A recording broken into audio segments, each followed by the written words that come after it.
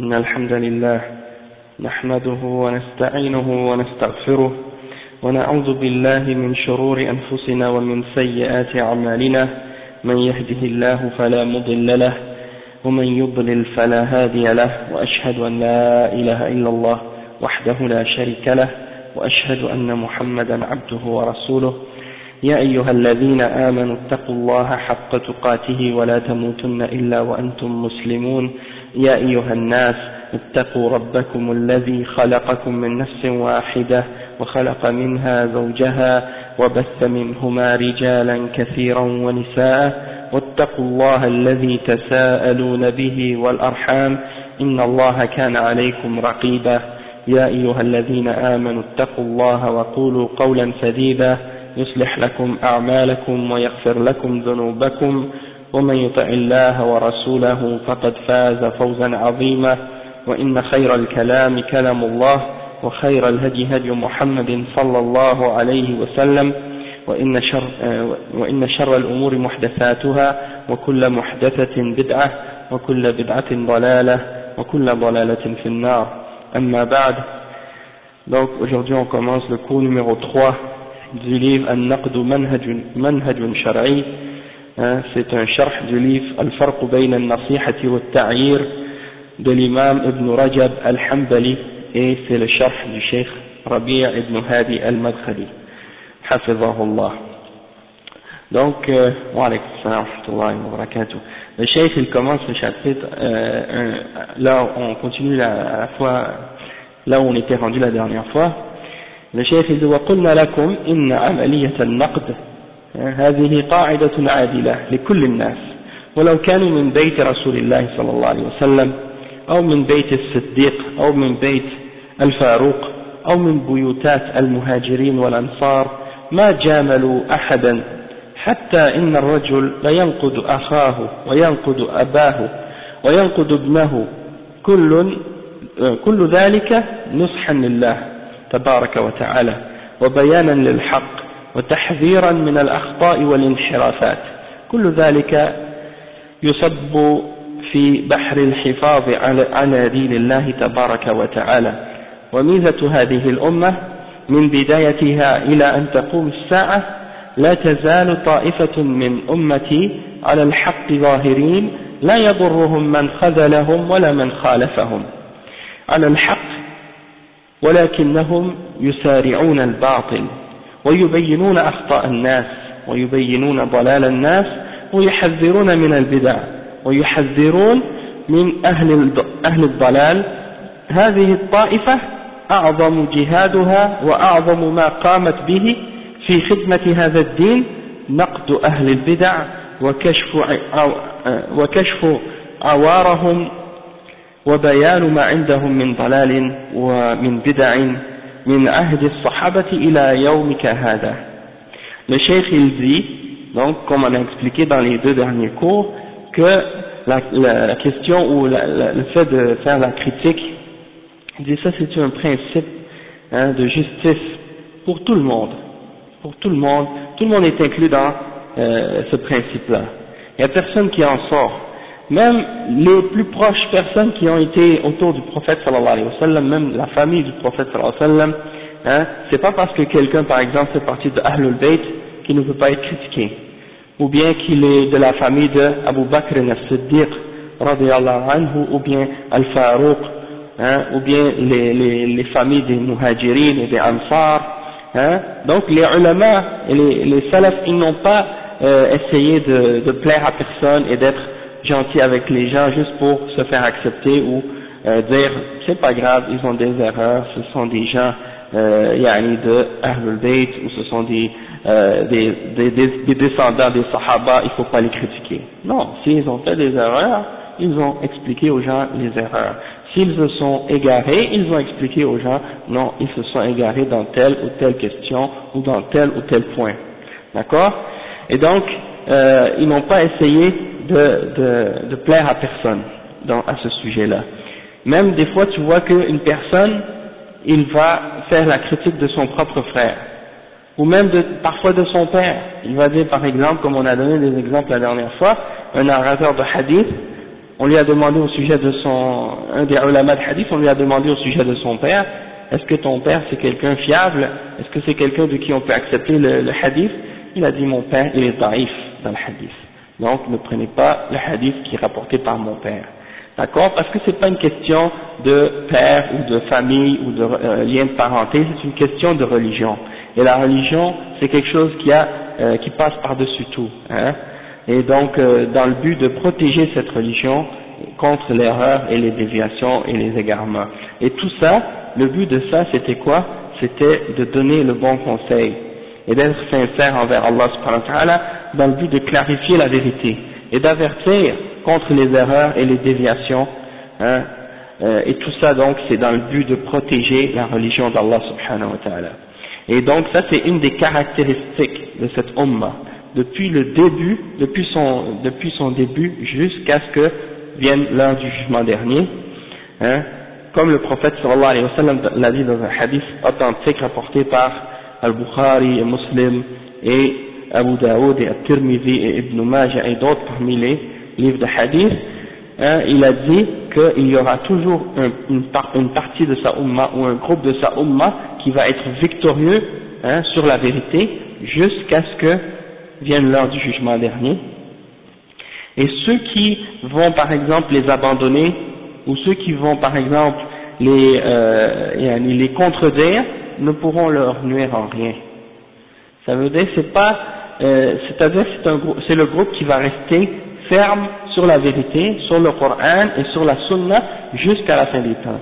À chaque époque, peu importe à quelle époque on vit, il y aura toujours quelque part sur la terre des gens qui vont faire partie de ce groupe-là, qui vont défendre la vérité, qui vont corriger les erreurs, qui vont réfuter les innovateurs, hein, qui vont protéger la religion d'Allah subhanahu wa ta'ala. Et ceux qui vont s'écarter d'eux ou qui vont les opposer ne pourront rien faire contre eux, parce qu'ils se tiennent sur la vérité.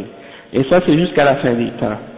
D'accord? Donc, le cheikh il dit, ils sont sur la vérité, mais c'est pas juste qu'ils restent sur la vérité puis qu'ils la gardent pour eux.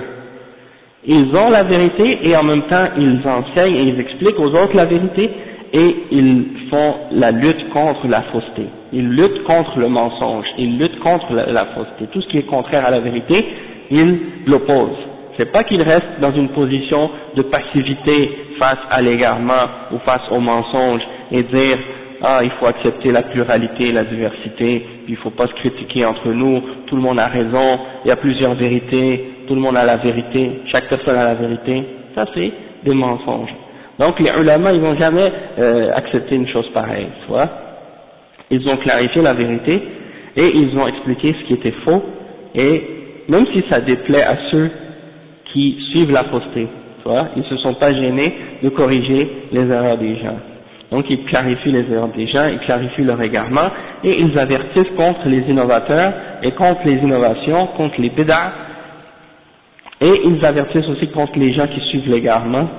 Et donc la plus grande effort et la plus grande djihad de ce groupe, parce que le djihad c'est pas juste avec les armes, mais aussi c'est avec la connaissance et avec la science, avec le ilm, hein, et ça c'est le djihad de ce groupe-là. Avec le ilm, avec le Coran, avec la Sunna, ils réfutent les gens qui ont des déviations dans la religion, qui ont des erreurs dans la religion.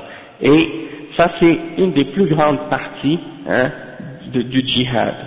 Les ulama ils ont dit, parmi les ulama d'Ahl Sunnati wal Jama'a, ils ont dit celui qui réfute les mubtadi'a, celui qui réfute les innovateurs et les gens qui dévient dans la religion, il est un mujahid. Hein, et il est un plus grand mujahid que celui qui, par exemple, affronte les armées des non-musulmans avec le dirigeant des musulmans.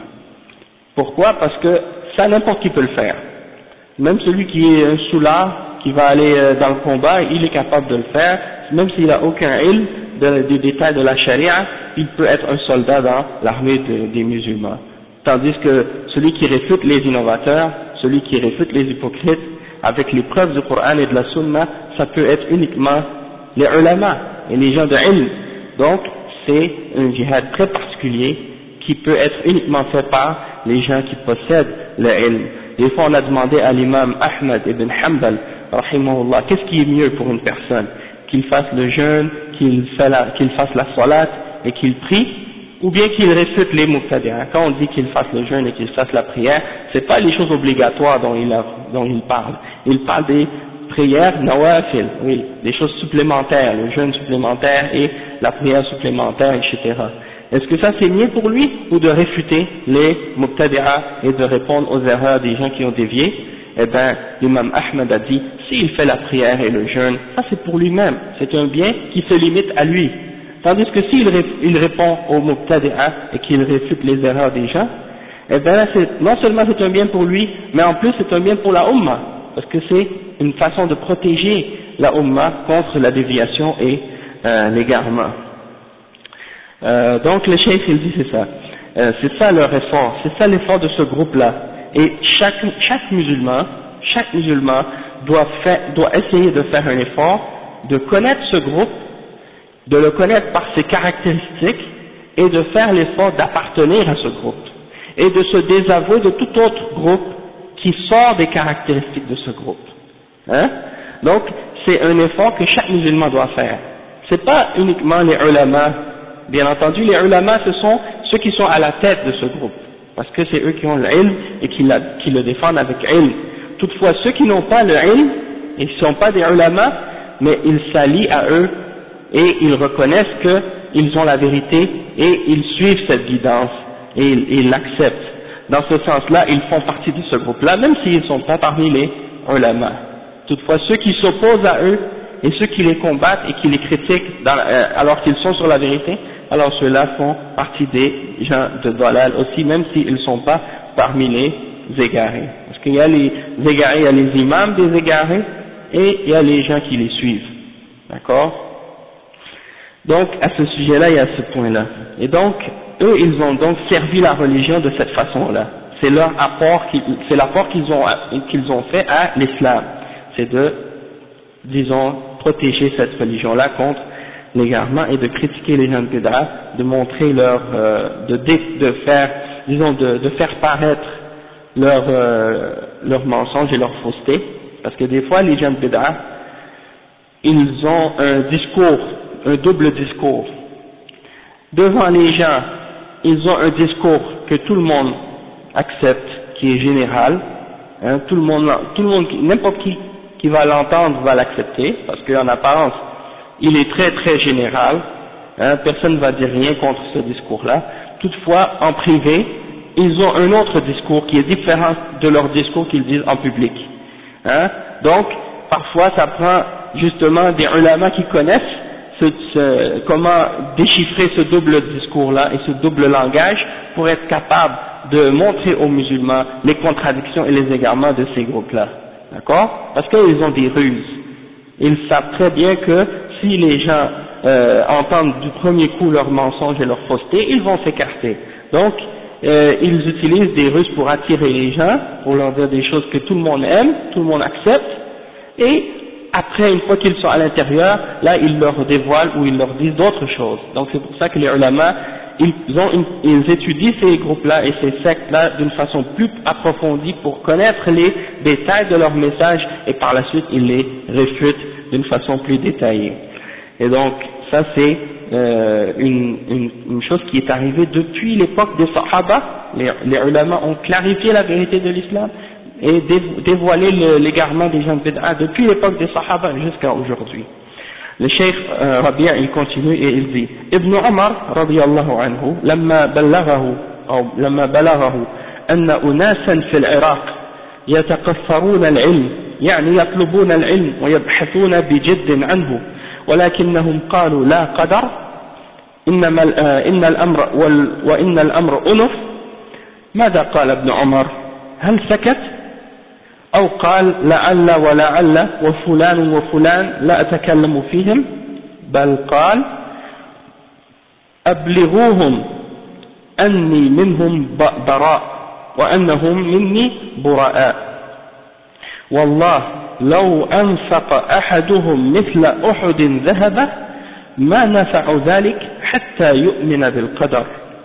تبرأ منهم لأنهم جاءوا ببدعة عظيمة في دين الله عز وجل تخالف القرآن والسنة والقرآن والسنة كلاهما حجة والمسلم يأخذ من القرآن الحجة لدمغ الباطل أو يأخذ من السنة الذي يتيسر ويتبادر إلى ذهنه فيقول إلى ذهنه يقوله فتبادر إلى ذهنه حديث جبريل عليه الصلاة والسلام حينما جاء النبي صلى الله عليه وسلم وسأله عن الإسلام ثم عن الإيمان ثم عن الإحسان وفيه قال الإيمان أن تؤمن بالله وملائكته وكتبه ورسله واليوم الآخر والقدر خيره وشره فساق الحديث كله وبين أن القدر خيره وشره وأن القدر خيره وشره من الإيمان ركن من أركان الإيمان فمن كذب بالقدر فقد هدم ركنا من أركان الإيمان فإذا انهدم الركن فهذا انهدام الإيمان كله ولهذا فإذا انهدم الركن هذا انهدم الإيمان كله ولهذا تبرأ منهم ابن عمر رضي الله عنه. Donc le cheikh il donne un exemple clair de l'époque des Sahaba après la mort du prophète sallallahu alayhi wa sallam pour nous montrer comment les Sahaba réagissaient vis-à-vis les bid'ah et les innovateurs et les innovations lorsqu'elles sont apparues à l'époque des Sahaba. Donc il dit que Ibn Omar a reçu l'information que vers la région de l'Irak il y avait un groupe de personnes qui soi-disant cherchaient la connaissance de l'islam ou qui essayaient d'étudier l'islam et qui recherchaient de la connaissance et de la science, et ces gens-là refusaient de croire en la prédestinée, en al-qadar, d'accord? Donc ils disaient qu'il n'y a pas de qadar, il n'y a pas de prédestination. Donc Ibn Omar, le cheikh dit, qu'est-ce que Ibn Omar a fait? Est-ce qu'il s'est tu? C'est-à-dire il n'a rien dit, est-ce qu'il est resté comme ça sans rien dire? Est-ce qu'il a dit, oh peut-être que, ou peut-être que, je parle pas sur eux, je ne veux pas parler dans leur dos, je ne veux pas les critiquer? Est-ce qu'il a dit ça? Non. Il a dit, transmettez-leur de ma part que je me désavoue d'eux et qu'ils n'ont rien à voir avec moi. Hein, je me désavoue d'eux et qu'ils n'ont rien je n'ai rien à voir avec eux et eux n'ont rien à voir avec moi. Et par Allah, il a juré, par Allah, si l'un d'entre eux donnait la quantité de la montagne de Uhud en or, comme sadaqa, ça ne leur servirait à rien tant qu'ils n'ont pas cru en Al-Qadar. Ça veut dire, peu importe qu'est-ce qu'ils vont faire de bonnes actions, s'ils n'ont pas cru en Al-Qadar, Allah ne va rien accepter de leurs actions. D'accord? Et ça c'est pour montrer la position des Sahaba vis-à-vis de ce genre de bid'ah, de ce genre d'innovation, de nier des aspects de la religion. Ça c'est rapporté par l'imam Muslim et Abu Daoud et At-Tirmidhi et An-Nasa'i. Donc, le cheikh il dit donc que Abdullah ibn Omar, c'est le fils de Omar ibn Khattab, un des plus grands ulama parmi les Sahaba, hein, c'était un des jeunes parmi les Sahaba, hein, et c'est des tabi'in qui sont venus le voir pour lui demander à ce sujet-là. Et ça c'est la sunna, c'est l'exemple que les ulama ont toujours suivi lorsqu'il y avait quelque chose qui arrivait, une nouvelle bid'a qui apparaissait, ils retournaient toujours aux ulama pour leur demander la clarification au sujet de ces innovations-là. Et donc, le cheikh il dit, il s'est désavoué d'eux, ceux qui ont amené cette bid'a, parce qu'ils ont amené une grande bid'a dans la religion qui contredit la religion d'Allah, qui contredit le Coran et qui contredit la Sunna. Et on sait que la preuve dans l'islam, la base, c'est le Coran et la Sunna. Donc, le musulman, il doit prendre comme référence pour réfuter les innovations ou les erreurs, le Coran, c'est la première réfutation ou la première preuve pour détruire le mensonge et la fausseté. Sinon, il prend aussi de la sunna, ce qui lui vient à l'esprit. Hein. Donc, Abdullah ibn Omar à ce moment-là, qu'est-ce qui lui est venu à l'esprit pour répondre à cette bid'a? C'est le hadith de Jibril. Le hadith de Jibril qui est très connu, qui est rapporté selon Omar ibn Khattab, qui dit que Jibril est venu et il a demandé au prophète sallallahu alayhi wa sallam des questions à propos de l'islam, l'iman et l'ihsan. Et lorsque Jibril a demandé au sujet de l'iman qu'est-ce que c'est, c'est-à-dire qu'est-ce que c'est la foi, le prophète sallallahu alayhi wa sallam a répondu en disant c'est de croire en Allah, en ses anges, en ses livres, en ses messagers, au jour de la résurrection et qu'est-ce qui va se passer après, et de croire en al-qadar, khayrihi wa sharrihi, d'accord, de croire au bien et au mal qui est relié à la prédestination. Et donc ça fait partie des 6 piliers de la foi, et il a mentionné le hadith au complet, puis à la fin il a mentionné qu'il faut croire en al-qadar ou al-qadar, et que c'est un des piliers parmi les piliers de la foi, et que celui qui nie un des piliers de la foi, eh bien c'est comme s'il a renié la foi elle-même, et donc il s'est désavoué de ces gens-là. Le cheikh dit ensuite وجاء الأئمة بعده ومن التابعين ومن أتباع التابعين هلم جرة إلى يومك هذا دائما في بيان والفقهاء والمفسرون كلهم يبينون لو أحد أخطأ قالوا أخطأ أو ضل في تفسير آية قالوا ضل وابتدأ كم من شخص ناقش الزمخشري في تفسيره وتكلموا عليه وانتقدوه وبعضهم أخذوا كتابه وحرقوه لأن فيه بدعا خفية والإحياء للغزالي كم تكلم عليه من العلماء جمع فيه فقها وحديثا وتفسيرا وتصوفا إلى آخره وأدخل فيه الفلسفة وأدخل فيه وحدة الوجود وأدخل فيه الضلالات والبدع وبعضهم يعني بعض العلماء أحرقوا هذا الكتاب وبعضهم انتقده وبعضهم كفر الغزالي إلى آخره ولم يقل أحد لماذا تنتقدون الغزالي أو تنتقدون الرازي أو تنتقدون الزمخشري أو تنتقدون فلانا. Donc le cheikh il dit que les ulama et les imams de l'islam après ont continué sur cette voie, la même voie que les sahaba parmi les tabi'in et les gens qui ont suivi les tabi'in, ainsi de suite, jusqu'à aujourd'hui. Ils n'ont jamais cessé de clarifier la religion.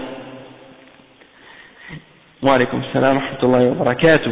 Il dit les fuqaha, les savants de fiqh, les mufassirin, les savants de tafsir, ils ont tous clarifié. Ils ont tous clarifié. Et si quelqu'un se trompe ou fait une erreur, ils disent il a fait une erreur. Ou s'il s'est égaré, ils disent il s'est égaré dans le tafsir de ce verset. Il s'est égaré, il a fait une bid'a.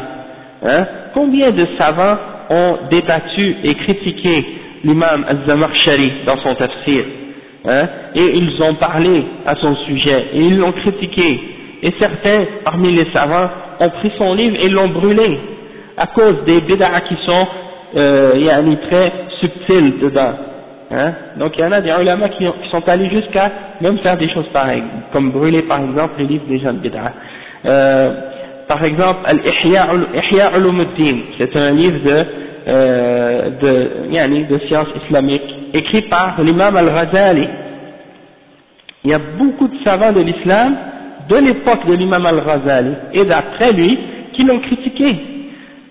Dans ce livre-là, l'imam al-Ghazali, il a réuni du fiqh, il a réuni le hadith, le tafsir, il a réuni le soufisme, des bid'a des soufiyas, il a même fait rentrer dedans de la philosophie et également des croyances comme par exemple les croyances des extrémistes parmi les soufiyas de wahdatul wujud. Wahdatul wujud, qu'est-ce que ça veut dire? Ça veut dire on ne doit pas distinguer entre le créateur et la créature. Le créateur c'est la créature et la créature c'est le créateur. Les deux sont ensemble, c'est la même chose. Ok? Et il y a des groupes de soufis qui croient en ça. Et il y a des soufis, des grandes personnalités dans le soufisme qui sont reconnus par les soufis comme étant des imams pour eux et qui ont exprimé ces idées-là. Comme par exemple Al-Hallaj et Ibn Arabi et d'autres parmi les soufis comme Ibn al-Farid et Ibn Sab'in et il y a beaucoup d'autres parmi eux comme ça qui ont exprimé ces idées-là, même Al-Ghazali comme je dis maintenant dans son livre, il a exprimé ces idées-là, et les ulama ont dit que ça c'est des idées qui rentrent dans le kufr. Même Sayyid Qutb dans son livre Zilal al-Qur'an, dans le tafsir de Qul huwa Allahu ahad, si vous retournez dans ce tafsir-là, vous allez voir qu'il exprime la philosophie, l'idée de Wahdatul Wujud.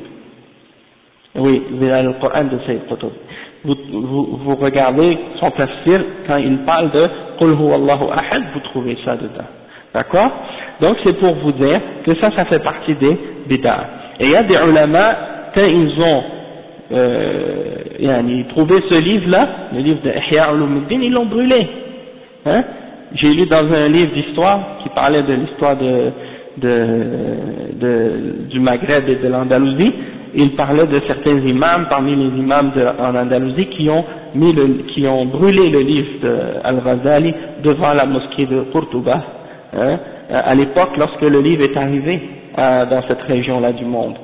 Parce que il y avait beaucoup de croyances et d'idées qui étaient dans ce livre-là, qui étaient en opposition avec les croyances de Ahl Sunnah wal Jama'a et en opposition avec les croyances de l'islam. Donc, il s'est fait critiquer par plusieurs ulama et certains sont même allés jusqu'à le déclarer comme étant un kafir, parmi les ulama. Donc c'est pour dire qu'il a fait des choses très graves, il a amené des choses très graves. Et Ibn Taymiyyah, rahimahullah, il a dit que l'imam al-Ghazali s'est repenti avant de mourir et qu'il est revenu sur ses innovations. Donc on espère pour lui qu'il se soit repenti avant sa mort et que Allah subhanahu wa ta'ala accepte cette repentance-là. Toutefois, c'est du devoir des ulama de clarifier ces erreurs pour éviter que des gens les suivent. Parce qu'il y a des gens aujourd'hui qui font la publicité pour l'imam al-Ghazali, mais eux, leur intention, c'est de prendre certaines idées de Ghazali qui étaient en contradiction avec le Coran et la Sunna et d'utiliser la notoriété puis la popularité de Al-Ghazali pour, introduire chez les musulmans des idées contraires à l'islam. Et beaucoup de gens de bid'ah font ça. Quand ils savent qu'il y a une personnalité qui est connue et respectée par le monde musulman et qu'il a défendu certaines idées qui sont contraires à l'islam ou contraires au Coran et à la Sunna, eh bien, ils font semblant comme il y a une ruse qu'ils utilisent pour pour les faire tomber dans leur bid'a. Ils lèvent cette personnalité-là pour dire regardez, celui-là c'est un grand savant et il a défendu ce qu'on dit et il a dit ce qu'on dit nous. Donc il faut accepter cette idée-là ou cette parole-là parce que un tel ou un tel savant l'a dit. Donc c'est comme si c'est plus les textes du Coran et de la Sunna qui sont la référence, mais c'est la personne elle-même qui devient une référence. Et ça c'est incorrect, parce que dans l'islam c'est pas les savants qui sont en premier une référence, mais avant tout le Coran et la Sunna. Et on reconnaît les savants par les preuves qu'ils ramènent du Coran et de la Sunna, et non pas le contraire. C'est-à-dire on reconnaît les hommes par la vérité, et non pas la vérité par les hommes, dans ce sens-là. Donc le cheikh il dit, il n'y a personne à l'époque qui a dit pourquoi vous critiquez l'imam al-Ghazali, ou pourquoi vous critiquez son livre, ou pourquoi vous critiquez l'imam al-Razi, ou pourquoi vous critiquez l'imam al-Zamakhshari, hein? Personne n'a posé des questions pareilles.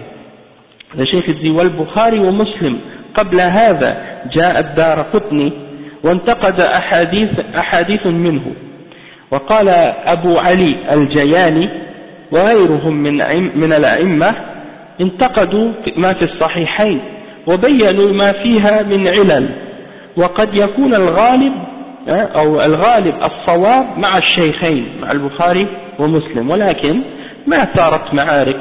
لماذا؟ لأنهم يحترمون عقول الناس ويحترمون الحق ويحسنون الظن بالناس في نفس الوقت، وليس كل من انتقد إنسانا أساء به الظن وقالوا قصد حسد أو بغي أو بغض إلى آخره كما يجري الآن. ما قالوا الآن هم على فراغات يردون على اليهود ويردون على النصارى ويردون على الفلاسفة إلى آخره حتى يردون على الروافض. Donc le cheikh il dit que même l'imam al-Bukhari et Muslim, hein, ils ont été critiqués par l'imam al-Daraqutni. L'imam al-Daraqutni, un des grands ulama de hadith. Ils ont été, certains parmi les hadiths de l'imam al-Bukhari et Muslim ont été critiqués. Hein, et Abu Ali al-Jayani et d'autres parmi les imams, ils ont critiqué certains hadiths dans As-Sahihayn pour montrer certains défauts ou certains petits problèmes que certains parmi ces hadiths-là pouvaient avoir. Même si la plupart du temps, c'est Al-Bukhari et Muslim qui ont raison dans ces hadiths-là. D'accord? Mais ils ont fait ça dans le but de clarifier la vérité et de montrer les choses. S'il y avait des petites erreurs ou des petits défauts, de les montrer et de les clarifier. D'accord? Et ils ont fait ça, avec respect. Il n'y a pas eu de bataille, il n'y a pas eu de guerre qui se sont produits. Pourquoi? Parce qu'ils respectent la raison, l'esprit des gens, et ils respectent la vérité. Et ils ont une bonne pensée des gens. En même temps, ils disent pas, ah, ces gens-là, ils veulent du mal, ils critiquent parce qu'ils sont jaloux, ou bien ils critiquent parce que, ils nous détestent, ou des choses comme ça. Non. Comme aujourd'hui, les gens, c'est comme ça. Si les gens se font critiquer, ils disent, ah, il est jaloux, ah, il nous critique parce que ci ou parce que ça. Ils vont remettre en doute l'intention ou la sincérité de l'intention des personnes. D'accord? Et donc, il y en a certains qui vont dire, il faut pas les critiquer, il faut pas critiquer celui qui fait l'erreur parce que il est en train de réfuter les chrétiens, ou il est en train de réfuter les juifs, ou il est en train de réfuter les philosophes, ou il est en train de réfuter les rafidah, les chiites rafidah. Donc il faut pas les critiquer parce qu'il est en train de faire un travail pour l'islam et de réfuter les gens qui sont dans l'erreur. Hein? Donc le cheikh il dit que ça c'est une erreur de penser comme ça. C'est pas parce qu'il fait un bon travail dans certains aspects de l'islam qu'il faut oublier ses erreurs et qu'il faut négliger ses erreurs. D'accord?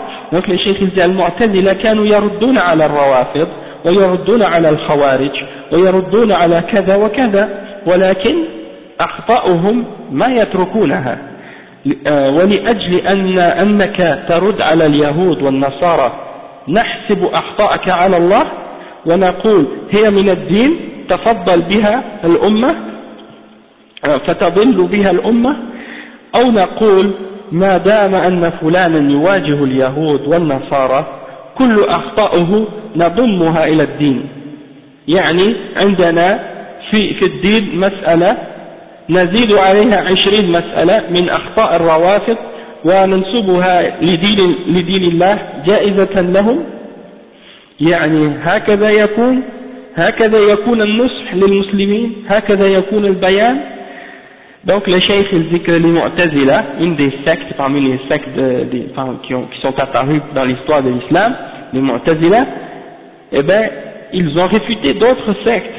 C'est une secte ils ont réfuté d'autres sectes comme les Rawafid, ils ont réfuté les Khawarij, hein, ils ont réfuté des chrétiens même des fois et d'autres groupes aussi.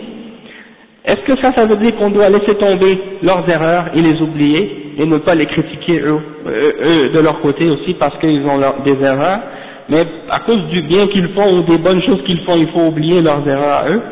Et on considère que depuis que quelqu'un est en train par exemple de répondre aux faussetés de la religion des juifs ou de la religion des chrétiens, donc on prend comme si ces erreurs-là que eux possèdent, il faut les mettre dans le sens que c'est comme si on les accepte et que ça fait partie de la religion et donc on va laisser la Ummah s'égarer à cause de ça, hein? Et on va dire bon, étant donné que lui il est en train d'affronter les juifs et les chrétiens dans leur religion, il faut considérer que ces erreurs-là font partie de l'islam. Et donc on a quelques erreurs déjà que des gens ont essayé d'amener dans l'islam. On va en rajouter d'autres par-dessus parce que ceux-là sont en train de, par exemple, réfuter les juifs ou les chrétiens ou les rafidah ou d'autres sectes. Hein? Donc il dit ça, c'est pas de donner le bon conseil à la Ummah et c'est pas de cette façon-là qu'il faut faire la clarification. Il faut clarifier les erreurs de tout le monde, peu importe, même s'ils font du bien pour l'islam, il faut, s'ils se sont trompés dans certaines questions, clarifier les erreurs sur lesquelles ils se sont trompés. Parce qu'il y a des gens aujourd'hui qui utilisent cette shubha de dire des choses comme ça.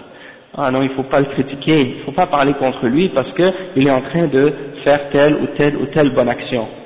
Et donc, il faut pas le critiquer. Et donc, il est en train de réfuter des erreurs, mais il est en train d'en rentrer d'autres en même temps. Hein? Et donc, c'est comme si c'est un cercle vicieux et ça tourne en rond par la suite. Le chef dit فلو واجههم بالسيوف وزحف عليهم بالجيوش وفعل ما فعل ثم أخطأ على دين الله فضل فيه نقول هذا ليس من الدين هذا ضلال وبدع لا يمكن أن يحسب على دين الله. كيف رسول الله صلى الله عليه وسلم وأصحابه في بدر ما أقرهم الله على الخطأ، فهل نحن نترك هؤلاء ولو قاتلوا أو تركوا لا نتركهم لا نتركهم يحرفون دين الله ويزلزلون أصول الإسلام بحجة أنهم يواجهون الشيوعيين. دعهم يواجهونهم نسأل الله أن يكتب لهم أجرهم إن شاء الله، ولكن أخطاؤهم ما نتركها تحسب على دين الله عز وجل. لا يجوز أن نعتبرها تحسب على الله ونعتبرها وحي نزل من السماء لا ينتقد ولا يعترض عليه. Donc le cheikh il dit que si certains d'entre eux par exemple avaient affronté avec les armées des musulmans, avaient affronté les ennemis de l'islam avec les armées de l'islam à l'époque, avec les épées et tout, puis que l'un d'entre eux avait fait une erreur, est-ce qu'on va dire parce qu'il s'est égaré, parce qu'il est en train de combattre dans l'islam, pour l'islam, est-ce qu'on va dire ça y est, on accepte ses erreurs? On va dire non, ça fait pas partie de la religion, ça c'est un égarement, c'est une bid'a, et on n'a pas le droit de l'accepter et de le compter comme étant, ou de l'accepter comme étant faisant partie de l'islam. Même les sahaba, avec le messager sallallahu alayhi wa sallam à la bataille de Badr, Allah n'a pas accepté de les laisser dans l'erreur. Allah subhanahu wa ta'ala les a corrigés quand ils se sont trompés. Donc nous on va les laisser aujourd'hui, parce qu'il y a des gens comme ça aujourd'hui, il y a des groupes là qui sont, par exemple ceux qui ont étaient en Afghanistan à l'époque de la guerre entre les Afghans et les communistes, les Russes communistes, ouais. Il y avait un djihad à cette région-là, et donc qu'est-ce qui se passait? Il y en a parmi les Afghans et d'autres qui combattaient les communistes, qui disaient des choses contraires à l'islam, ou qui faisaient des choses contraires à la sunna, qui faisaient des bid'ah. Il y en a même qui faisaient des shirkiyat parmi les Afghans, qui adoraient les tombes, et qui faisaient des affaires de dhikr soufi, de toutes sortes de bid'ah. Et il y en a d'autres qui les excusaient, qui disaient non, il ne faut pas les critiquer parce qu'ils sont en train de combattre les communistes. Moi, ça c'est un exemple. Donc dans le sens que parce qu'ils sont en train de combattre les communistes, il ne faut pas les critiquer. Et il y en a d'autres qui disent il ne faut pas critiquer ces gens-là parce qu'ils sont en train de faire des bonnes choses, c'est Allah qui va les juger. Non, le cheikh dit non, c'est pas comme ça. S'ils font quelque chose de bien, on demande qu'Allah leur donne la récompense pour le bien qu'ils font, mais on ne va pas laisser leurs erreurs. S'ils font des erreurs, on va clarifier leurs erreurs et on va protéger la religion d'Allah subhanahu wa ta'ala. Et on n'a pas le droit de mettre ces erreurs-là sur le dos de l'islam juste parce que, par exemple, soi-disant, on veut essayer de dire ah c'est des gens qui sont en train de faire du bien, il ne faut pas les critiquer. Parce que par la suite, ça va retomber contre les musulmans, c'est certain. Et c'est ça ce qui est arrivé. Regardez aujourd'hui, maintenant, où est-ce qu'on est rendu avec toute cette histoire de l'Afghanistan. C'est retombé contre les musulmans et sur le dos des musulmans. D'accord? Et donc ça c'est le résultat du fait que on essaie toujours de stopper et d'empêcher la critique des erreurs. Quand il y a des gens qui font un acte, une action ou des activités soi-disant islamiques au nom de l'islam ou au nom de la da'wa, depuis que quelqu'un dit da'wa ou islam ou islamique, ça y est, il faut l'accepter et fermer les yeux sur tout ce que les gens font d'erreur et de contradiction avec le Coran et la Sunna, ou bien il y en a d'autres qui disent écoute, on est une minorité ici, on est peu, on n'est pas nombreux, donc il faut s'unir et se serrer les rangs et travailler ensemble avec les chiites, avec les soufis, avec les toutes les gens de dalal, parce qu'on est peu nombreux, hein, sous prétexte qu'on est faible et on est peu. Et subhanallah, on ne peut pas mélanger le mensonge et la vérité ensemble et chercher le support des gens de l'égarement pour soi-disant présenter ou défendre la vérité, parce que déjà eux sont contre la vérité, et si on les inclut avec nous, à la fin ça va toujours retomber contre nous, hein. Donc ça c'est un des arguments de ces gens-là, et le fait qu'on soit peu, les sahaba ils étaient peu au début, ils ont été patients. Le prophète sallallahu alayhi wa sallam, qu'est-ce qu'il a dit dans le hadith? La yadurruhum man khazalahum wa la man khalafahum. Hein? Il y a un groupe de la Ummah, même ceux qui s'opposent à eux ou ceux qui les abandonnent ne vont pas les nuire, peu importe, ils sont toujours victorieux sur la vérité.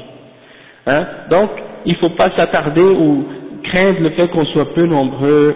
Depuis qu'on a accepté les principes et le fondement qu'on s'accroche au Coran et à la Sunna, et ceux qui se sont séparés de ce principe-là, même s'ils sont très nombreux, ils n'auront pas de victoire. Allah subhanahu wa ta'ala ne va pas leur donner la victoire. Donc nous, il faut s'assembler et se rassembler autour de la vérité. D'accord? On ne veut pas juste avoir le nombre, juste pour le nombre.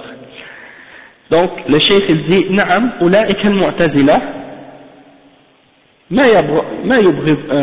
ما يغضبون وأهل السنة ما يغضبون وقد يكون المعتزلي أحيانا يصيب إذا انتقد واحدا من أهل السنة وغالبا يكون الصواب مع أهل السنة ولكن حركة دائبة من ذاك الوقت إلى غد إلى يوم القيامة كل يؤخذ من قوله ويرد وليس كل يؤخذ قوله أو كل يرد قوله لا الشافعي وأحمد ومالك يؤخذ من أقوالهم ويرد وكذلك الثوري والأوزاعي يؤخذ من أقوالهم ويرد لأنهم ليسوا بمعصومين يقول ابن تيمية العصمة للأنبياء أما الصديقون والشهداء والصالحون والأئمة كلهم لا بد أن يخطئوا. Le cheikh il dit que même quand ils se critiquaient, les Mu'tazila ils se fâchaient pas quand on les critiquait, et quand on critiquait Ahl Sunnah ils se fâchent pas. Il dit des fois le Mu'tazili va répondre à un individu parmi les gens d'Ahl Sunnah et il a raison dans sa critique.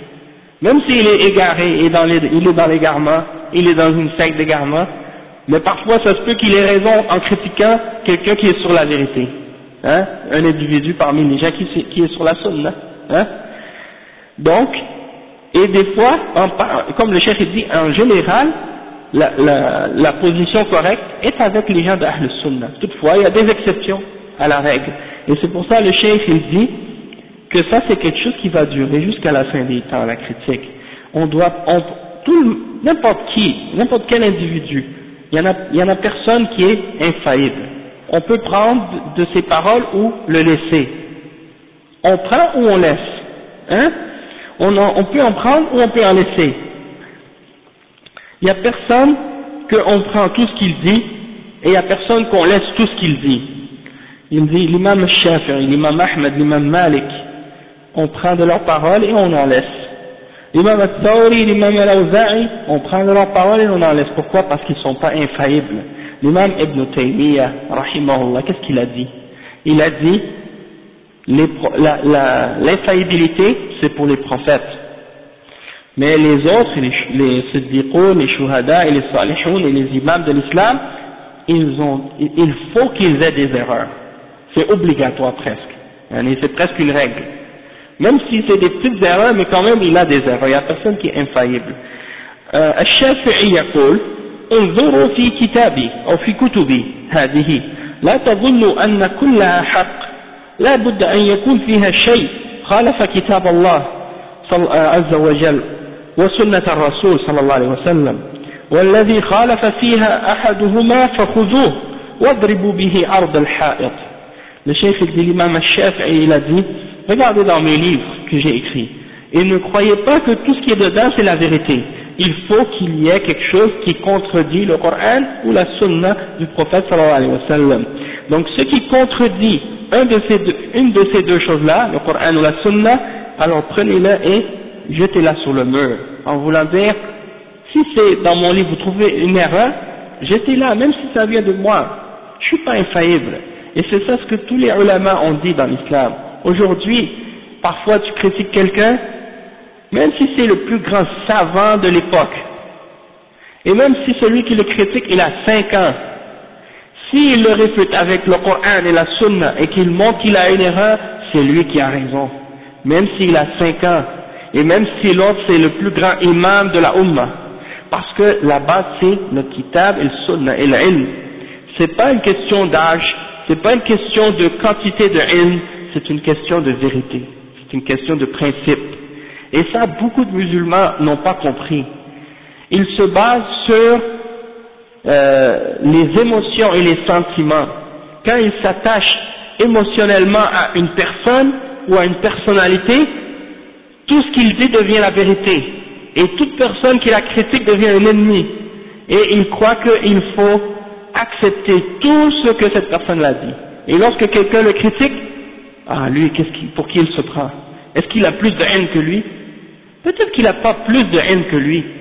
Mais cette personne-là, même s'il a plus de haine que lui, il n'a pas plus de haine que le prophète Mohammed sallallahu alayhi wa sallam. Il n'a pas plus de haine que les sahaba, radiyallahu anhum. Il n'a pas plus de haine que les imams, parmi les 4 imams et les autres imams de l'islam. Et ils se sont tous trompés dans une chose ou dans plusieurs. Et donc il n'y a personne qui est à l'abri de l'erreur. Et donc quand quelqu'un le critique, ou quand quelqu'un se fait critiquer, il ne faut pas en être étonné, il ne faut pas se fâcher, il ne faut pas prendre ça avec les émotions, puis les sentiments, puis dire « Ah, comment il ose le critiquer ». Parce qu'il faut accepter la vérité, lorsque c'est la vérité, il faut l'accepter. Le cheikh il dit « Kutubi hadihi, khuzuha, waqra'uha, ana la aqul lakum inna kulla ma fiha sawab, la bud, uakkidu lakum anna fiha ahta'. قال أحدهم مرة فلان يريد أن يناقشك قلت فليسرع قبل أن أموت يبين أخطائي أنا أرجوكم اذهبوا وترجوا سلمان وسفرا كلهم يجمعون كتبي ويناقشونني ويبينون الحق فيها حتى أتوب منها قبل موتي ما نغضب من النقد أبدا والله نفرح أنا أحمل كل منكم المسؤولية يذهب إليهم وليأخذوا كتبي يناقشوها والذي يطلع بخطأ أقول له جزاك الله خيرا وأرسل لهم جوائز وإذا عجزت أدعو لهم والله ما نخاف من النقد لأننا لسنا معصومين وأستغفر الله العظيم من نحن حتى نقول لسنا بمعصومين هذا يقال للصحابة والأئمة الكبار أما نحن والعياذ بالله فالزلل والأخطاء الكبيرة متوقعة منا. Le cheikh ici, cheikh Rabi' al-Madkhali rahimahullah, hafizahullah, il dit prenez mes livres, lisez-les. Je ne vous dis pas que tout ce qui est dans mes livres c'est vrai et c'est correct. Je vous dis que c'est certain qu'il y en a des erreurs dedans.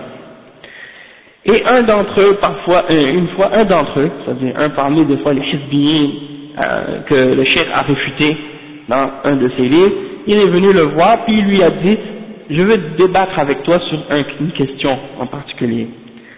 Je lui ai dit alors dépêchez-vous avant que je meure pour me clarifier mes erreurs, pour que je revienne sur mes erreurs. Il a dit allez et rassemblez Salman et Safar et tous les autres que j'ai réfutés pour qu'ils réunissent tous mes livres et qu'ils débattent de qu'est-ce que j'ai écrit dedans et qu'ils clarifient la vérité à ce sujet-là pour que je me repente de ces erreurs avant ma mort. Et je ne veux pas me mettre en colère, je ne veux pas me fâcher parce qu'on me critique. Au contraire, il dit jamais, Wallahi, par Allah, je vais me réjouir de ça. Je vais être heureux de ça. et je vous mets sur vous tous la responsabilité d'aller vers eux et de prendre tous mes livres et de débattre ce qui est dedans. Et si vous trouvez une erreur, si vous trouvez une erreur, je vais dire que Allah te récompense en bien. Et je vais même leur envoyer des récompenses.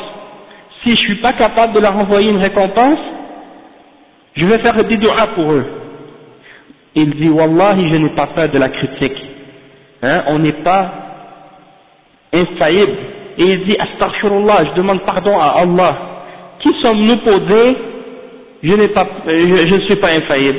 Ça, c'est les sahaba qui disent ça, c'est les imams de l'islam, les grands imams qui disent, je ne suis pas infaillible. Mais nous, on peut concevoir que des gens comme moi et comme nous fassent des grandes erreurs. Hein? C'est-à-dire, on n'est pas infaillible. Tu comprends? En voulant dire, le cheikh il dit, je suis pas infaillible, on n'est pas infaillible. Mais après ça, il dit, astaghfirullah, après ça a échappé de l'argent. Il dit, astaghfirullah, qui suis-je pour dire, je suis pas infaillible? Ça, c'est les grands ulama qui disent ça, c'est les sahaba qui disent ça. Moi, quelqu'un comme moi, c'est normal que je fasse des grosses erreurs dans la religion.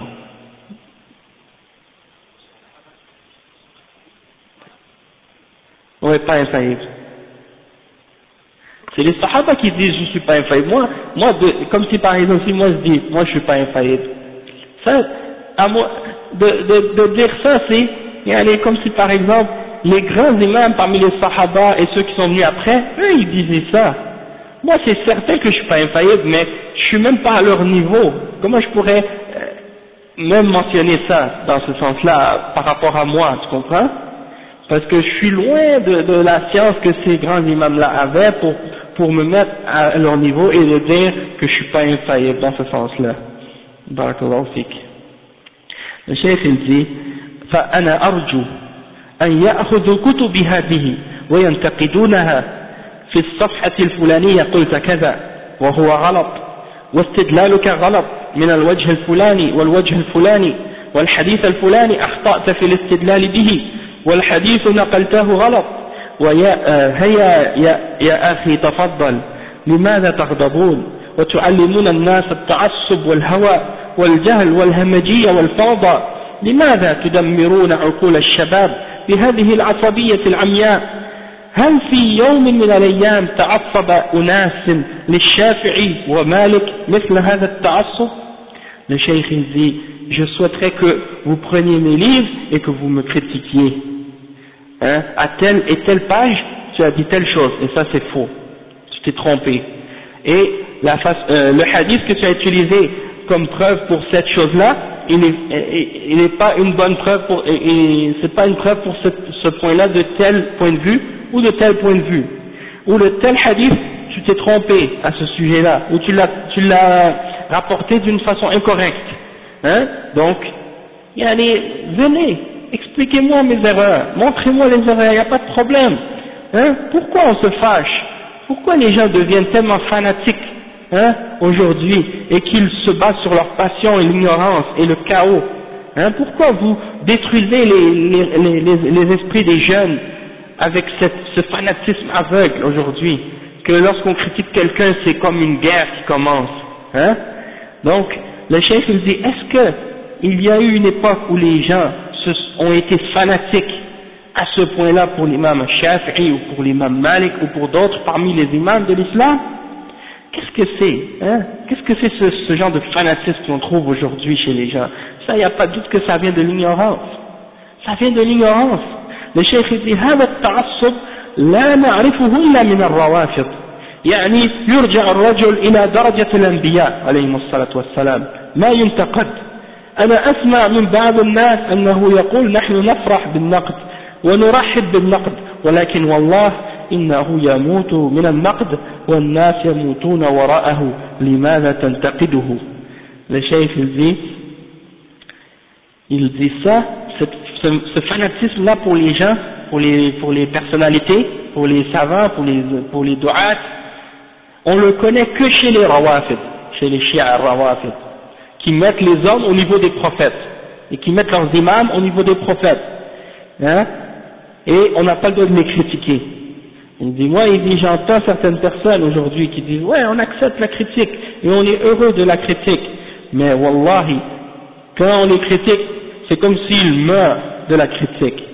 Et les gens qui le suivent, c'est comme s'ils meurent eux aussi qu'on les critique. Pourquoi tu le critiques, hein? Il y a des gens comme ça aujourd'hui, j'en ai entendu même avec mes deux oreilles, qui disent, on est pour l'ouverture, et on est pour le dialogue, et on est pour l'échange, hein, et la divergence d'opinion, on accepte toutes les opinions, et on est pour la liberté d'expression et la liberté d'opinion. Du moment que tu les critiques, ils sont prêts à te faire la guerre. Donc, où est-ce qu'elle est l'ouverture d'opinion? Où est-ce qu'elle est la liberté dont qu'ils prétendent, hein? Où est-ce qu'elle est cette ouverture et ce vouloir dialoguer? Lorsqu'on amène les preuves du Coran et de la Sunna et qu'on montre leurs erreurs et qu'on clarifie leurs erreurs, tout d'un coup c'est la guerre qu'ils veulent te faire. Et ils se fâchent et ils se mettent en colère et ils veulent tous te manger, comme si tu as fait un crime envers eux. Donc ça c'est la réalité parfois de certaines de ces personnes-là. Il dit لماذا لهذا رأينا كلما واجهناه من نقد إلى أخطائهم لا يتراجعون عنها أبدا لا هم ولا أتباعهم يعني كأن ديننا غير دينهم وكأن عندنا دين غير الدين الذي عرفوه يا أخي أليس تقولون إن منهجكم سلفي وأنكم تدعون إلى الكتاب والسنة؟ ما معنى الدعوة إلى الكتاب والسنة؟ أن ننقذ أخطاء الناس كلهم، وليس معناها أن نجمع أخطاءك ونقول الكتاب والسنة وأخطاءك أنت وفلان وفلان من الشباب الذين ما نضجوا ولا عرفوا العلم.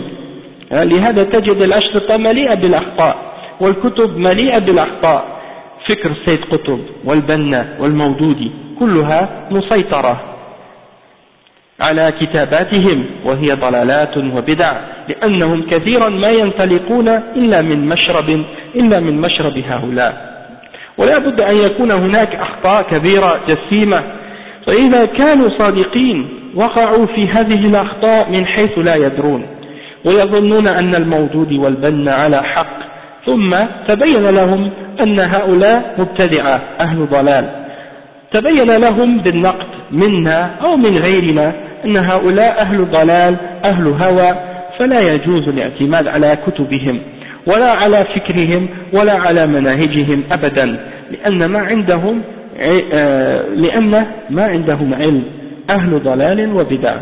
فأنت يا أخي نشأت في بلاد التوحيد وبلاد السنة وبلاد ميزها الله تبارك وتعالى وارتفعت فيها راية التوحيد والسنة ومنار الإسلام فيها واضح عال، أمات الله فيها البدع وأذل أهلها وأرغم أنوفهم في التراب، فهذه نعمة من الله يجب أن تشكرها وأن تعكفوا على هذا المنهج وعلى هذا التراث العظيم وتنهل منه وتقدم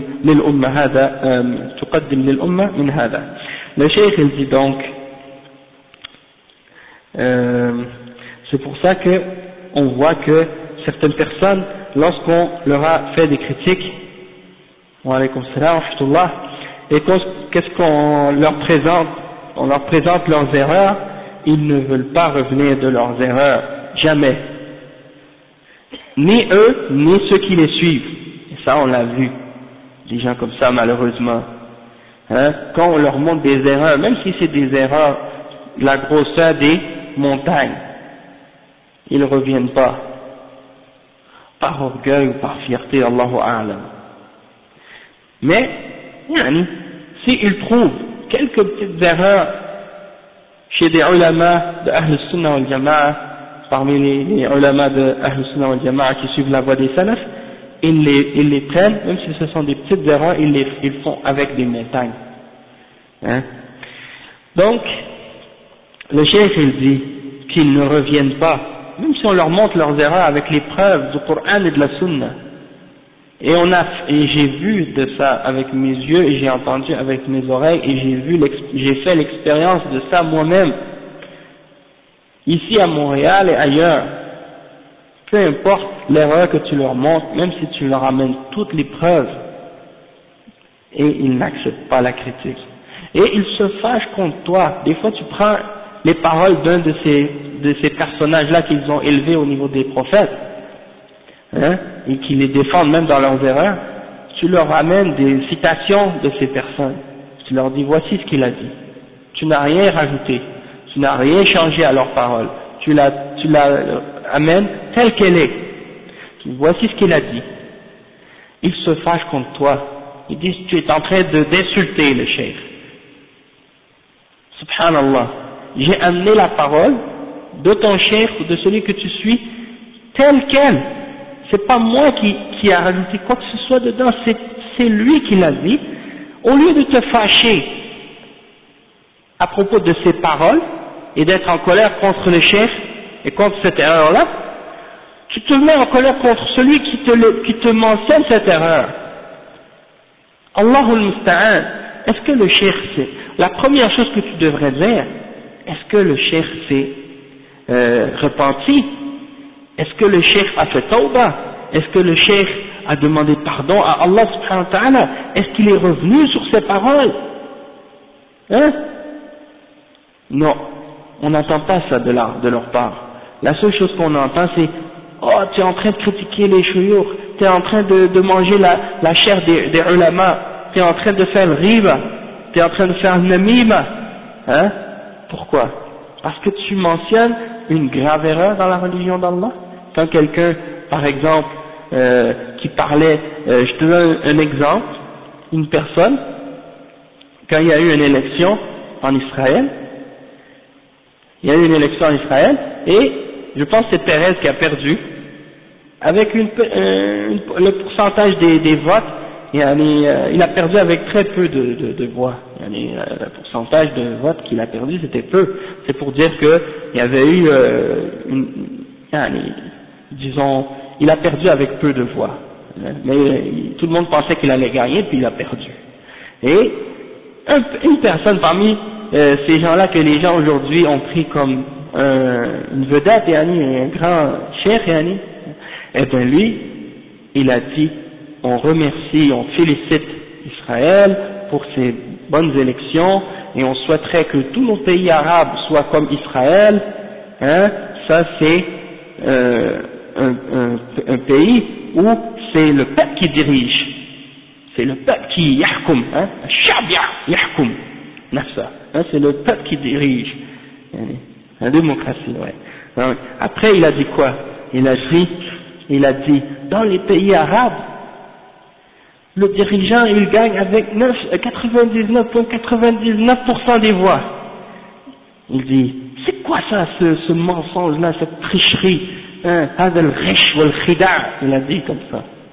Il a dit que si Allah subhanahu wa ta'ala se présentait aux élections, il aurait perdu les élections contre ces dirigeants-là. Non, c'était en Israël. En Israël. J'ai la citation enregistrée en haut, si vous voulez, je vous le ferai entendre. Hein?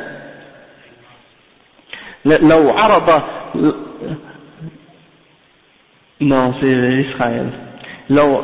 حتى الله لو عرض نفسه على الخلق ما وصل هذه النسبة. Il a dit, même si Allah se présentait à sa création, il n'aurait pas eu ce pourcentage des voix.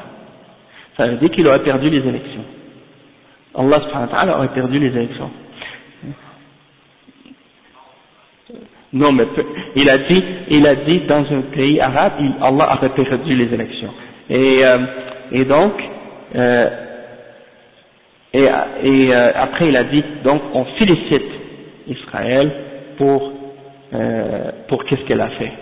Et après, ils ont amené cette citation-là au cheikh Mohammed ibn Uthaymin pour lui demander au sujet de cette parole-là. Est-ce qu'on a le droit de dire que si Allah s'était présenté à sa création, il aurait perdu les élections? Et le cheikh Mohammed ibn Uthaymin a dit ça, cette parole-là, c'est kufr. Et que celui qui a dit ça, il doit se repentir. Sinon, selon l'islam, selon les lois islamiques, dans un pays islamique, devant un tribunal islamique, il sera demandé de se repentir. Et s'il refuse de se repentir, eh bien ce gouvernement musulman va appliquer sur lui la peine de l'apostasie, pour avoir renié et pour avoir mis Allah à égalité avec sa créature. Ça c'est un exemple. Non, ils n'ont pas mentionné au cheikh, ils n'ont pas mentionné au cheikh Mohammed ibn Uthaymin le nom de la personne qui a dit une telle parole. Mais on connaît le nom de cette personne, nous. Mais c'est pour dire que le cheikh, il a donné la fatwa générale, sans spécifier c'est qui. Parce que le hukm, c'est le hukm. Le verdict, c'est le verdict. Et il y a d'autres erreurs comme ça. Comme par exemple, quand il y a eu la mort du pape, hein, il a fait une émission spéciale sur le pape, et il a dit que il a dit que il lui a souhaité la miséricorde d'Allah, et il lui a dit que Allah le récompense pour le bien qu'il a fait et pour ses bonnes œuvres, hein, il a fait du bon travail pour l'humanité, etc., etc. Ouais, il a fait des doigts comme en tout cas beaucoup de choses qu'il a dit de ce genre-là. Et il y a des gens qui m'ont critiqué pour avoir mentionné ces paroles sur le minbar il y a pas longtemps. J'avais fait une khutbah, j'ai parlé des gens qui appellent Tawhid al-Adyan, l'unification des religions, et alaykum salam wa rahmatullah, et d'unir le christianisme, le judaïsme et l'islam ensemble. Hein? Et en passant, ce personnage, eh ben, il participe régulièrement à des colloques et à des réunions pour le rapprochement des religions. Hein? Non, il n'est pas ici. Hein? Oui, la même personne. Et le but de ces dialogues et de ces conventions-là, c'est pas pour dire aux chrétiens, vous avez tort, votre croyance est fausse, vous êtes dans l'erreur. Non, c'est pour que les chrétiens disent, on vous accepte, mais acceptez-nous. On vous accepte avec votre religion, mais acceptez-nous. Et changez certaines choses de votre religion qu'on n'aime pas, et nous on va accepter en retour de dire que oui, votre religion est bonne. Donc, c'est pas un dialogue soi-disant basé sur le fait d'établir la vérité et de réfuter le mensonge. Non. Parce que Allah subhanahu wa ta'ala dit dans le Coran, وَلَا تُجَادِلُوا أَهْلَ الْكِتَابِ إِلَّا بِالَّتِي هِيَ أَحْسَنُ. Donc, il faut, c'est correct de discuter avec les juifs et les chrétiens et de leur parler de l'islam et de leur montrer la vérité de l'islam et de réfuter les erreurs qu'ils ont dans leurs croyances, que ce soit la Trinité, que ce soit d'autres croyances qui sont en contradiction avec la révélation. On doit faire ça et on a le droit de faire ça et on doit le faire. Mais de là à aller s'asseoir avec eux puis dire ben on vous accepte, mais en échange acceptez-nous. Ça c'est pas da'wah, ça c'est pas un dialogue, ça c'est le mudahana. Ça c'est de faire de transiger et de faire des compromis dans la religion avec les chrétiens. Et eux c'est ça ce qu'ils veulent. Waddu law tudhinu fayudhinun. Ils souhaiteraient que tu transiges avec eux pour que eux transigent avec toi. Donc on n'a pas le droit de faire ça, d'abandonner des parties de notre religion et des aspects de notre foi pour se rapprocher d'eux et pour que eux se rapprochent de nous. On n'a pas le droit de faire ça. Parce qu'Allah subhanahu wa ta'ala il dit وَلَنْ تَرْضَ عَنْكَ الْيَهُودُ وَلَا النَّصَارَى حَتَّى تَتَّبِعَ مِلَّتَهُمْ. Parce qu'ils ne seront jamais satisfaits de toi jusqu'à ce que tu suives leur religion. Même si tu leur dis, ok je suis d'accord, on va se mettre d'accord avec vous, on va plus dire aux femmes de mettre le hijab. On va se mettre d'accord là-dessus avec ça, avec vous sur ça. Pensez pas qu'ils vont s'arrêter à ça. Après ils vont ramener un autre point. Ils vont dire, bah maintenant on voudrait que vous enleviez un autre point aussi, parce que là on n'aime pas ça. Et après un autre point, et après un autre point, parce qu'ils veulent pas dire aux musulmans, rejeter l'islam du premier coup. Ils savent qu'on va jamais accepter ça. Donc, ils passent par, étape par étape, graduellement, hein, enlevez ça, enlevez ça, enlevez ça, puis ça finit plus après. Une fois qu'ils ont ouvert la porte, ça y est, maintenant, bon, en France, ils ont enlevé le hijab aux filles. Ils ont dit plus de hijab dans les écoles, plus de hijab dans les lieux publics. Est-ce que vous pensez qu'ils vont s'arrêter là? Ça c'est juste le début. Hein? Ben quand je parle pas des lieux publics, mais des fonctions publiques ou des trucs comme ça. Comme les écoles, les autres endroits, les hôtels de ville, ou des trucs comme ça. Si tu veux aller te marier, il faut que la femme enlève le hijab, des trucs comme ça. Donc c'est pour dire que ça c'est juste le début. Là ils ont dit on va accepter qu'elle porte un petit bandana. Hein? Ça c'est pas grave, mais pas le hijab islamique. Où est-ce qu'il y a la liberté, soi-disant, si c'est eux qui décident qu'est-ce qui fait pas, si c'est eux qui interprètent pour nous l'islam et qui nous disent c'est quoi l'islam. Si c'est eux qui commencent à nous dire qu'est-ce que c'est l'islam, où est-ce qu'elle est notre liberté? On a la liberté de pratiquer l'islam, mais selon leur désir à eux. Et si notre façon de pratiquer l'islam n'est pas en accord avec leur désir à eux, ben là, la liberté est limitée. Ça, c'est pas de la liberté. Hein? Donc, c'est dans ce sens-là, Yann. Ok, revenons au point que le chef nous explique ici. On va terminer avec ça. On a presque fini, il reste juste quelques lignes. Le chef il dit donc, le but c'est pas juste de dire on va réfuter oui c'est ça. Donc le chef il dit donc, on voit qu'en général ils ne reviennent pas sur leurs erreurs. On n'a jamais entendu de ces personnages-là qui ont fait ces graves erreurs-là devant tout le monde, hein, parce que Allah subhanahu wa ta'ala il dit illa alladhina tabu wa aslahu wa bayyanu.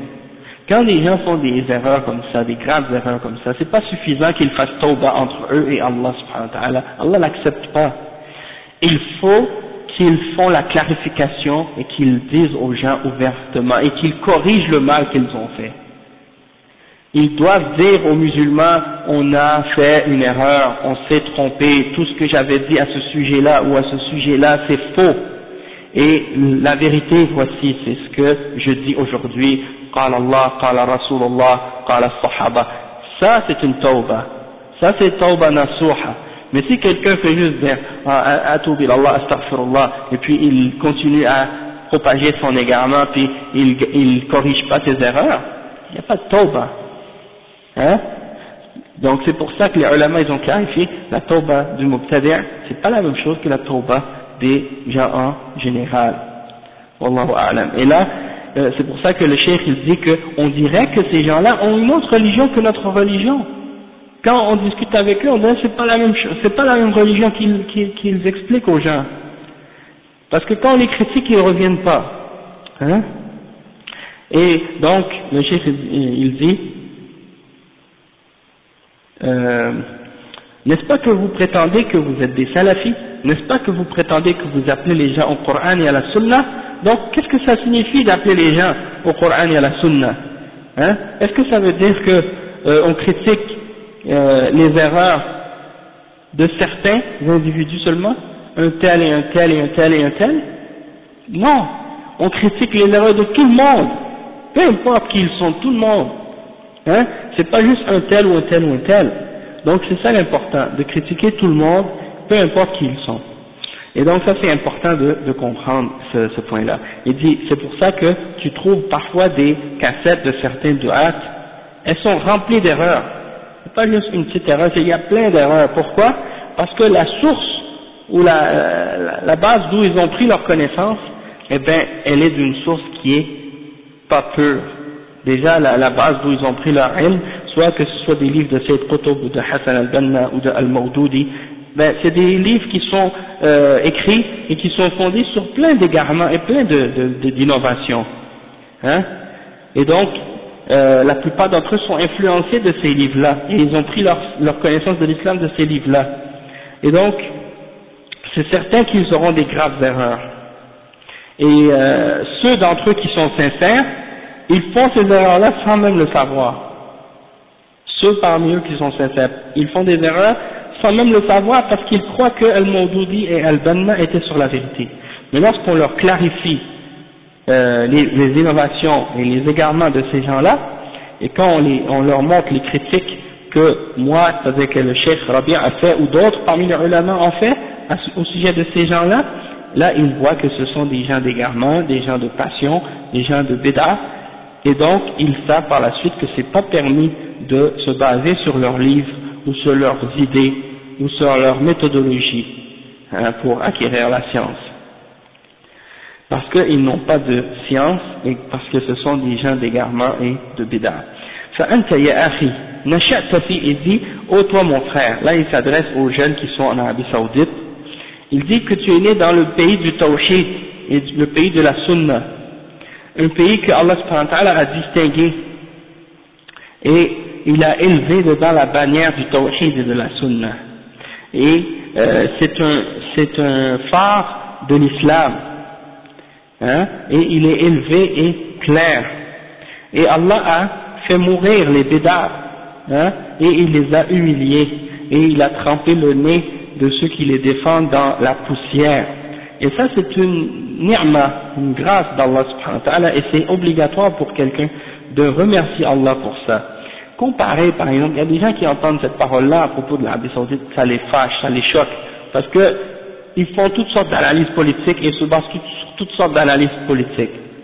Hein, et ils laissent de côté l'aqida et le tawhid, ils ne prennent pas en considération les bases de l'islam. Mais comparé avec l'état des autres pays, la situation des autres pays musulmans, où si tu veux suivre le Coran et la Sunna, on te rabaisse et on t'humilie, et on te laisse même pas parler, et on te laisse même pas la liberté d'expliquer aux musulmans le Coran et la Sunna, et on élève qui? On élève des gens de bid'a, des soufis ou d'autres groupes de bid'a comme étant les imams ou les muftis. Regardez les muftis dans certains pays musulmans, ce ne sont pas des ulama de Ahl Sunnah wal Jama'a, ce sont souvent des gens de bid'a, et ils acceptent et ils permettent des choses qui sont contraires au Coran et la Sunna, hein, et qui veulent faire plaisir aux gens, plus que de faire plaisir à Allah et à son messager.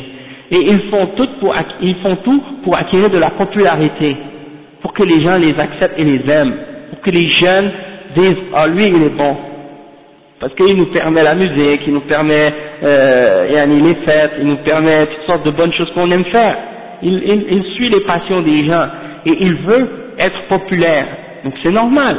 Si tu veux être populaire aujourd'hui, si tu veux être accepté de tout le monde, qu'est-ce que tu fais? Pour passer à la télé maintenant et parler de l'islam, qu'est-ce qu'il faut faire? Si tu es strict et si tu dis les choses telles quelles, est-ce que vous pensez qu'ils vont vous laisser passer à la télévision pour parler de l'islam en général? Ils vont vous interdire, ils vont pas vous laisser. Donc il faut que vous acceptiez de suivre les passions et les désirs des gens, sinon on vous laisse pas la parole. Donc c'est ça ce qui se passe malheureusement. Et donc, dans ce pays-là, en Arabie Saoudite, le cheikh il dit que la sunna elle est élevée, haut et fière, sans aucun problème. Et donc, alhamdulillah rabbil alamin. Et ceux qui ont eu des difficultés dans le pays comme en Arabie Saoudite, et ceux à qui on a donné des difficultés et des problèmes, soi-disant au nom de l'islam ou la da'wah, c'est parce que c'est des gens qui appelaient pas au Coran et à la Sunna, mais qui appelaient à des manahij qui opposent le Coran et la Sunna et qui faisaient la fitna, et ils ont donc été arrêtés pour leur bien et pour le bien de la société musulmane. Donc le cheikh dit وفي نفس الوقت أيضا هذا المنهج منهج حق ولكن الأئمة والعلماء الذين كتبوا ومنهجهم صحيح قد يكون لهم أخطاء فابن تيمية لو كان عنده خطأ والله لا نقبله ابن تيمية وابن القيم وابن عبد الوهاب وابن باز وغيرهم إذا عندهم أخطاء نعرضها على كتاب الله وسنة الرسول صلى الله عليه وسلم على المنهج السلفي نقول هذا خطأ وجزاك الله خيرا ولا ذم ولا طعن لا تجريح ولا تشهير ولكن بيان للناس أن هذا الكلام ينافي هذا الأصل الفلاني مع أن النص الفلاني بغاية الأدب وغاية الاحترام كما يقول شيخ الإسلام ابن تيمية وابن رجب وغيرهم أن هؤلاء نناقش أقوالهم باحترام وبأدب ومقاصد حسنة والمراد البيان. ولابن رجب بهذه المناسبة كلام جيد نقرأه ثم في دروس قادمة إن شاء الله نقرأ كلام ابن تيمية وكلام النووي في هذه القضايا كلام جيد هنا. الشيخ dit pour terminer en même temps ce manhaj, le manhaj salafi, c'est le manhaj de la vérité. Et ça ne veut pas dire que les imams et les ulama qui ont écrit et qui ont défendu ce manhaj, qui est un manhaj vrai et correct, ça ne veut pas dire qu'ils ne peuvent pas avoir des erreurs. Wa alaykoum salam. Donc les imams qui ont défendu ce manhaj, eux aussi peuvent avoir des erreurs. Et dit Ibn Taymiyyah, si on trouve qu'il a des erreurs, par Allah, on ne l'acceptera pas. On n'acceptera pas son erreur, même si c'est Ibn Taymiyyah. Et Ibn al-Qayyim, la même chose. Si on trouve des erreurs dans ses livres, on ne les accepte pas. Et Muhammad ibn Abdul Wahhab, la même chose. Si tu lis ses livres, si tu trouves des erreurs dans ses livres, on va les rejeter, on ne va pas les accepter. Peu importe qui il est, même Abdul Aziz ibn Baz, Ibn Uthaymin, Sheikh Rabi', Sheikh Al-Albani, Sheikh Muqbil, n'importe qui parmi les ulama d'Ahl Sunnah wal Jama'a, parmi les imams des salaf, tu trouves des erreurs, si ils ont des erreurs, des choses qui contredisent le Coran et la Sunna, on ne les accepte pas, on les rejette ces erreurs. Et on débat et on va discuter de ces erreurs-là avec respect, avec adab, avec une bonne manière, parce qu'on sait que c'est des gens qui ont suivi en général le bon manhaj, le Coran et la Sunna, et qu'ils ont cherché et voulu la vérité. Contrairement aux gens de bid'a qui suivent la bid'a comme manhaj. Eux, avec eux, c'est différent. Comme les salafs ont agi avec les gens de bid'a. Comme Ibn Omar a agi avec les Qadariyya, par exemple, comme on a mentionné au début. Mais les ulama d'Ahl Sunnah, quand ils ont fait des erreurs, on dit il a fait l'erreur. Voici son erreur, et on clarifie avec respect et adab, peu importe qui il est. Donc ceux qui disent, vous êtes des wahhabiyya, amenez les erreurs de Muhammad Abdul Wahhab. Si c'est des erreurs et que vous avez les preuves que c'est des erreurs, on va les rejeter. Et on va dire, on veut rien savoir de ces erreurs. Mais s'ils ont une vérité et qu'ils disent quelque chose de vrai, qui est en accord avec le Coran et la Sunna, c'est votre devoir de l'accepter aussi. C'est pas parce que ça vient de lui que vous devez le rejeter, si c'est le haqq. Donc quand quelqu'un, en général, il a tout bon, sauf qu'il a des petites erreurs, qui ne sont pas des erreurs dans les fondements de l'islam, ni dans les fondements de la Sunna, on accepte ce qu'il dit, alhamdulillah. Donc c'est ça, la vérité, c'est comme ça, c'est ça notre manhaj. Et donc, le cheikh il dit que Ibn Taymiyyah, l'imam Ibn Rajab et d'autres, et comme l'imam al-Nawawi, ont des bonnes paroles à ce sujet-là, et ils ont expliqué des points à ce sujet-là. Donc le cheikh dit que dans les cours prochains, il va expliquer ou lire certaines parties de ces livres-là. Et donc, tout ce qu'on a lu dans les 3 premiers cours, aujourd'hui c'est le 3e cours, donc tout ce qu'on a lu jusqu'à maintenant, c'était uniquement une introduction au livre ou à l'explication de Al-Farq Bayn al-Nasiha wa al-Ta'yir de l'imam Ibn Rajab. Et au prochain cours, donc, Inch'Allah, on commencera à lire l'explication du Cheikh Rabi' au sujet des paroles de l'imam Ibn Rajab al-Hanbali à ce sujet-là. Et par la suite, il y a un autre chapitre qui rapporte des paroles de l'imam al-Nawawi à ce sujet-là également. Et le chef, il les clarifie et il donne des explications au sujet des paroles de l'imam al-Nawawi. Donc, Inch'Allah, notre prochain cours, ce sera, bi'iznillah, mercredi prochain, l'explication des paroles de l'imam Ibn Rajab al-Hanbali dans son livre, la différence entre la nasiha et l'insulte. Inch'Allah, subhanakallahumma bihamdika ashhadu an la ilaha illa anta astaghfiruka wa atubu ilayh.